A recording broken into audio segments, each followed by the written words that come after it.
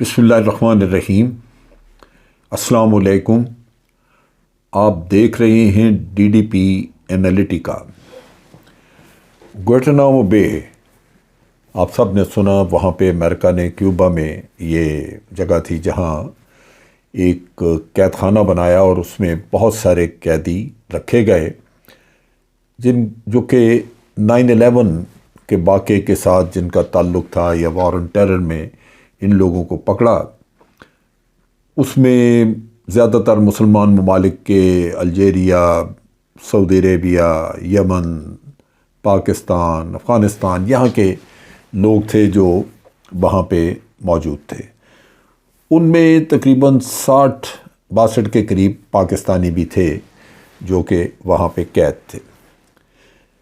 یہ بات میں اس لیے آج کر رہا ہوں کہ سینٹ کی اسٹینڈنگ کمیٹی ہیومن رائٹس جو ہے اس میں یہ چیز ڈسکس ہوئی کہ بے گناہ لوگ جو کہ 20 سال پہلے وہاں پہ بغیر کسی مقدمے کے ان کو گوانٹانامو میں رکھا گیا۔ ان میں محمد احمد ربانی، عبد الرحیم غلام ربانی، ان کی رہائی ہوئی اور ان کو پاکستان لانے کا انتظام کرنے کا کہا جا رہا ہے، اور سینٹ میں ہیومن رائٹس کمیٹی کے سامنے یہ کیس پیش کیا گیا اور وہاں یہ ریکمنڈیشن کی گئی کہ چونکہ یہ بے گناہ تھے لہذا ان کو پاکستان واپس لایا جائے اور امریکہ سے اس پہ نہ صرف معافی ان سے کہا جائے کہ مانگیں ان سے، بلکہ ان کو تاوان بھی ادا کریں۔ سینٹ میں یہ بھی بات کی گئی کہ ان کو $5000 میں بیچا گیا اور ان سے ان کو جیل میں بھجوا دیا گیا۔ اب یہاں جو ایشو ہے وہ یہ ہے کہ بہت سارے لوگ جو شک و شبے کی بنیاد پہ وہاں اریسٹ ہوئے وہ بیچارے بعد میں کوئی 5 سال کوئی 10 سال رہ کے وہاں سے نکلا۔ بہت سارے لوگ تو ہمارے وہاں سے تقریباً 2004 میں چھوٹ کے آ گئے تھے۔ ریسنٹلی آپ نے پڑھا ہوگا اخباروں میں کہ 75 سالہ سیف اللہ پراچا یہ وہاں پہ گوانٹانامو بے میں تھے اور یہ بہت لمبا عرصہ تقریباً 17 سال وہاں پہ بند رہے، اور ان کی کہانی بھی بڑی دردناک تھی کہ ان کا بیٹا عزیر پراچا وہ بھی اور یہ باپ دونوں یہ امیر لوگ تھے اور وہاں پہ کاروبار کر رہے تھے، نیو یارک میں ان کی پراپرٹی وغیرہ تھی کافی، لیکن کسی نے مدد مانگی، انہوں نے مدد دی، ان کو پتہ نہیں تھا کہ ان کا تعلق القاعدہ سے ہے۔ جب وہ پکڑے گئے تو پتہ چلا کہ یہ ان سے پیسے لیتے رہے ہیں پراچا صاحب سے۔ اب پراچا صاحب جو ہیں وہ جب ان کے پیچھے امریکنز لگے تو وہ دائیں بائیں بھاگے اور جا کے تھائی لینڈ میں غالباً چھپے۔ تھائی لینڈ میں ان کو امریکنز نے اریسٹ کیا اور ان کا بیٹا بھی ساتھ عزیر بھی اریسٹ ہوا۔ 17 سال کے بعد آ کے تو اب پراچا صاحب رہا ہو کے تو اپنی فیملی کے ساتھ ان کو پاکستان آ کے ملنا نصیب ہوا۔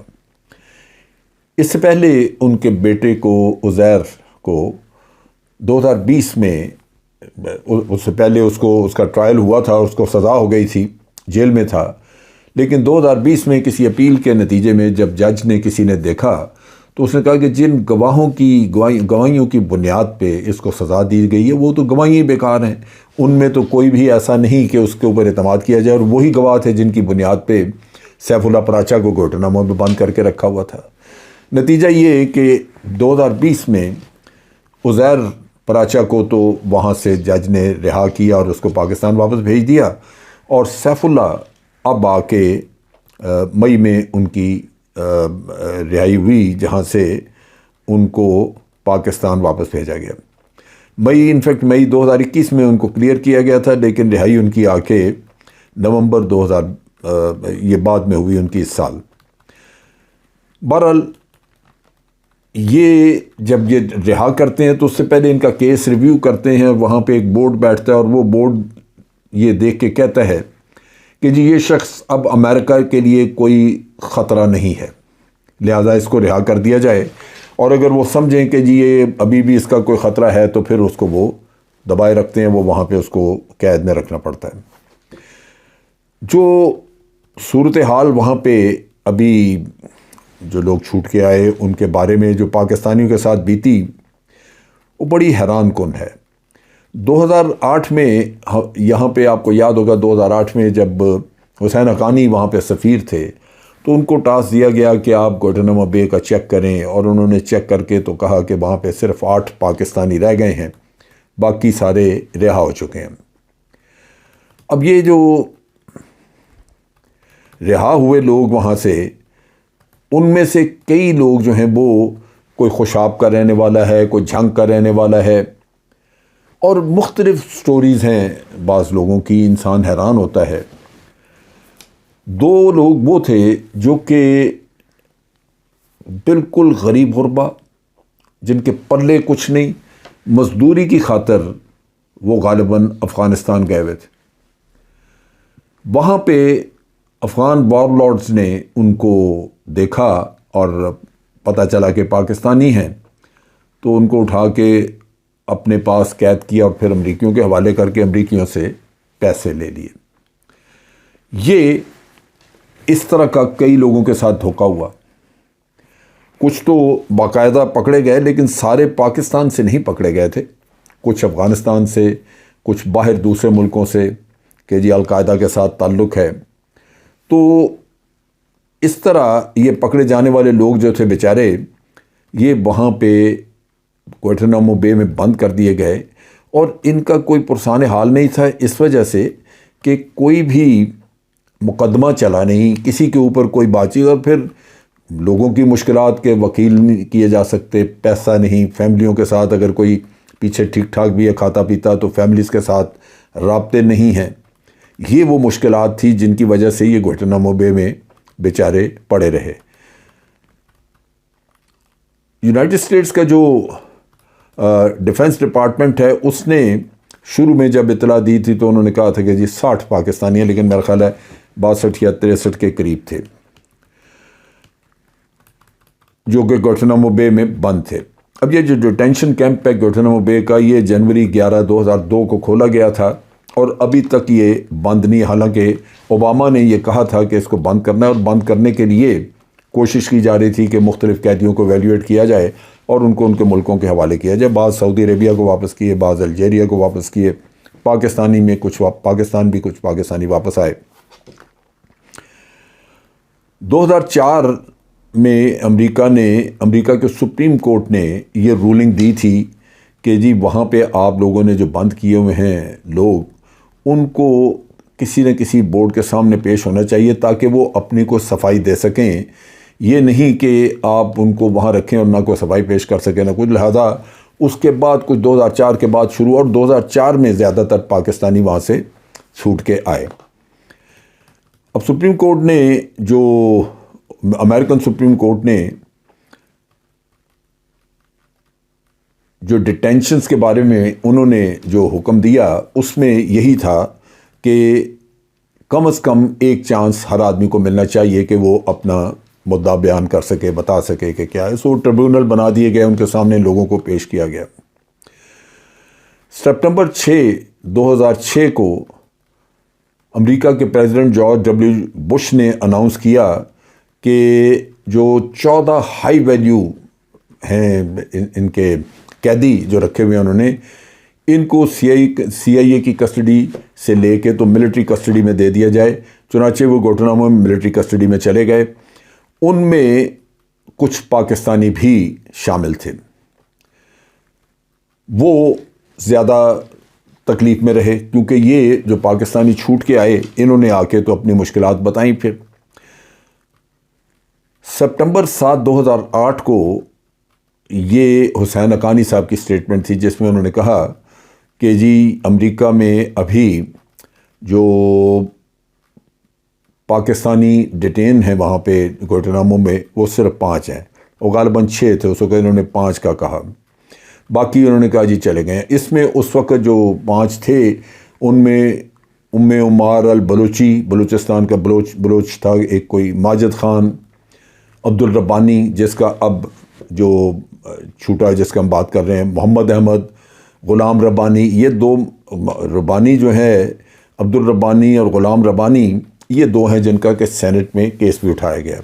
پھر یہ سیف اللہ پراچا چھوٹ کے آ چکا ہے، اور ایک چھٹا آدمی تھا، حسین حقانی نے تو 5 کا کہا، ایک چھٹا تھا قاری محمد سعید، اس کا بھی کہا جاتا ہے کہ 2000 بعد میں 2008 اگست میں اس کو بھی چھوڑ دیا گیا. اب یہ جو لوگ چھوٹ کے آئے، انہوں نے کسی نے 4 سال وہاں پہ گزارے، کسی نے، اور یہ سیف اللہ پراچا 17 سال وہاں پہ جیل میں گزار کے آئے ہیں، اور جو غلام ربانی وغیرہ ان کے لیے کہا جاتا ہے کہ یہ تقریباً 20 سال وہاں پہ رہے. اب جنہوں نے 4-4 5-5 سال گزارے، ان میں سے کچھ کو انہوں نے، جن کو افغانستان سے پکڑا تھا وہ افغانستان بھیج دیے، وہ بیچارے جا کے پھر بگرام جیل میں پھنس گئے، وہاں بھگتتے رہے. اور یہ جو یہاں پہ پاکستان میں آئے، ان سے جب یہ بات چیت ہوئی، ان میں سے بعض جو افغانستان سے بھی ادھر آئے، تو انہوں نے کہا جی کہ گوٹانامو میں تو مارا پیٹا انہوں نے، ذلیل کیا، لیکن پھر بگرام میں آ کے اس سے زیادہ ظلم ہوا ہمارے اوپر، وہاں افغانیوں کے ہتھے چڑھ گئے جو یہ امریکیوں کے ساتھ ملے ہوئے تھے.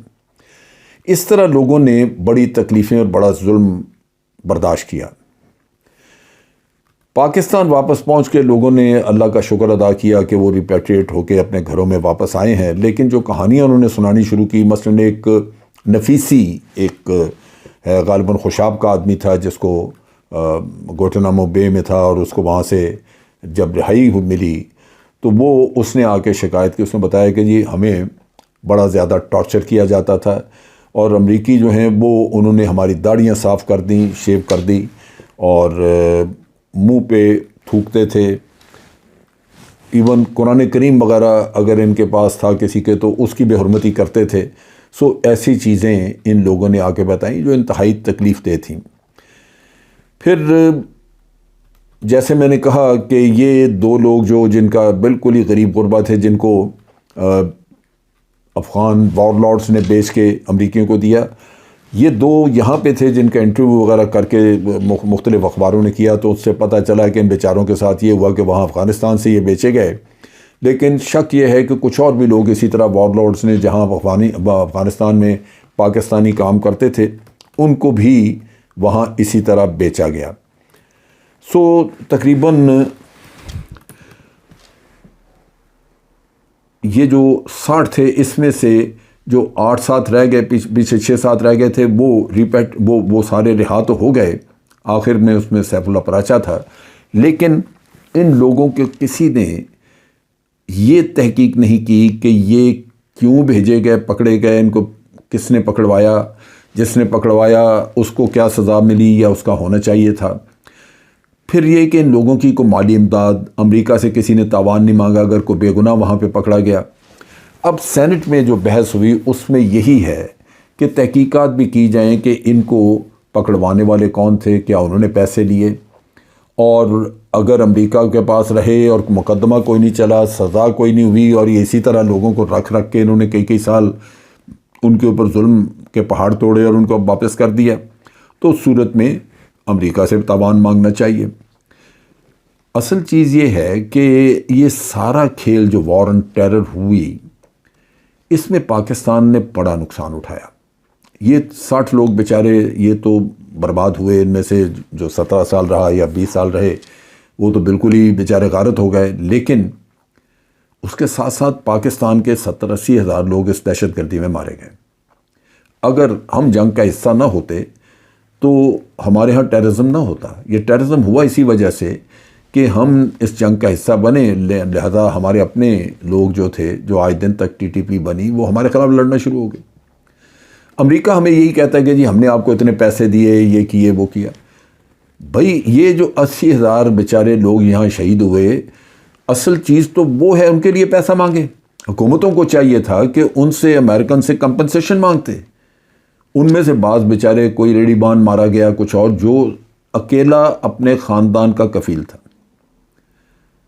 سو حکومتوں نے بھی اس میں کوتاہی کی ہے کہ امریکنوں کو کارنر نہیں کیا، الٹا ہمارے سر پہ احسان کرتے رہے. 150 ارب ڈالر کے قریب کہتے ہیں جی اکانومی کا نقصان ہوا، اور امریکی اپنے 20 ارب ڈالر کو روتے ہیں وہ پکڑائے، جس میں سے آدھے ان کو واپس چلے جاتے ہیں کیونکہ انہی کے ایکسپرٹ یہاں پہ کام کرتے ہیں. تو یہ وہ ایشو ہے جو صرف ہیومن رائٹس کا نہیں ہے، اس میں ان لوگوں کے اپنے خاندانوں کی بربادی، ان کو کوئی کمپنسیشن تاکہ وہ اپنی زندگیاں گزار سکیں. سو سینٹ کو چاہیے کہ یہ بڑا کمپریہنسولی اس ایشو کو دیکھیں، اور حکومت کو چاہیے کہ یہ امریکہ کے ساتھ یہ کیس ٹیک اپ کریں. آفٹر آل امریکہ نے افغانستان جیسے غریب ملک کے آدھے پیسے روک کے رکھے ہوئے ہیں. انہوں نے سعودی عرب کو وارننگ دی ہوئی ہے کہ جی آپ سے کمپنسیشن لیں گے، صرف اس لیے کہ 9/11 کا وہ جو واقعہ ہوا تھا اس میں وہ جو لوگ ملوث تھے، جنہوں نے یہ کیا سارا، اس میں کوئی سعودی شہری تھے. افغانستان کو اس لیے اس کا پیسہ روک کے بیٹھے ہوئے ہیں کہ ایک غریب ملک کا اس کا پیسہ روکا، اس لیے کہ جی ہم نے اپنے لوگوں کو کمپنسیشن دینی ہے جو اس میں مارے گئے. امریکیوں کی جان کو زیادہ قیمتی. سو یہ چیز جو ہے یہ ہمیں سمجھنا چاہیے، اور میرا خیال ہے کہ یہ بالکل جائز چیز ہے جو کہ آنکھوں میں آنکھیں ڈال کے حکومت کو بات کرنی چاہیے کہ جی ہم آپ کے اتحادی تھے، ہمیں تو مار پڑی، ہمارے تو لوگ بیچارے شہید ہوئے اتنے زیادہ صرف اس لیے کہ آپ کی جنگ کا ساتھ دیا، تو آپ ان لوگوں کی ان کی فیملیز کو تو کم از کم کمپنسیٹ کریں. سو یہ وہ ایشو ہے جس کی وجہ سے آج گوانتانامو بے کا قصہ آیا اور میں نے کچھ تفصیل بیان کی. بہر صورت اب کے لیے اتنا ہی. افواج پاکستان زندہ باد، پاکستان پائندہ باد.